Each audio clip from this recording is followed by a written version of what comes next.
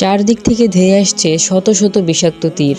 লক্ষ্য মহানবী হজরত মুহাম্মদ সাল্লাল্লাহু আলাইহি ওয়াসাল্লাম।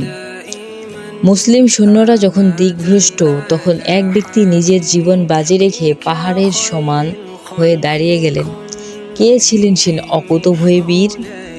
উহুদের যুদ্ধের এক পর্যায়ে গুজব ছড়িয়ে পড়ল যে রাসূল সাল্লাল্লাহু আলাইহি ওয়াসাল্লাম শহীদ হয়েছেন। মুসলিম বাহিনী তখন প্রচণ্ড বিপর্যয়ের মুখে।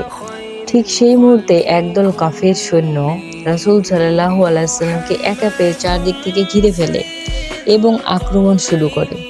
তাদের মূল লক্ষ্য ছিল রাসূল সাল্লাল্লাহু আলাইহি ওয়াসাল্লামকে চিরতরে হত্যা করা এবং ইসলামকে বিলীন করে দেওয়া।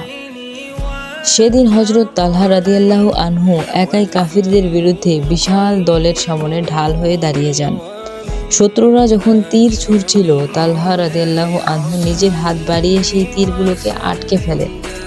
একের পর এক তীর হাতে বিদ্ধ হতে থাকে, রক্তে ভিজে যায় রণক্ষেত্র, কিন্তু সেই হাত সরাননি। তীরের আঘাতে তার হাতটি চিরতরে অবশ হয়ে যায়।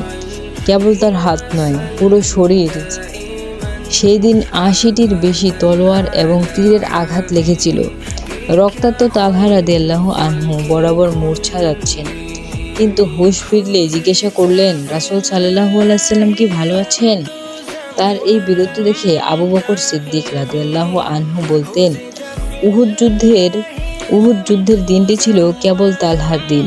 স্বয়ং রাসূল সাল্লাল্লাহু আলাইহি ওয়াসাল্লাম তাকে দেখেছিলেন।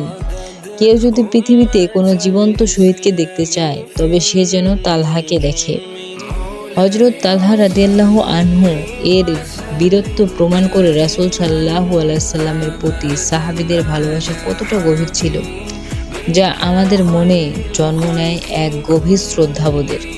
তো ভিউয়ার্স, গল্পটি কেমন লেগেছে কমেন্টে বলবেন, আর এরকম ভিডিও পেতে অবশ্যই চ্যানেলটিকে সাবস্ক্রাইব করে রাখবেন।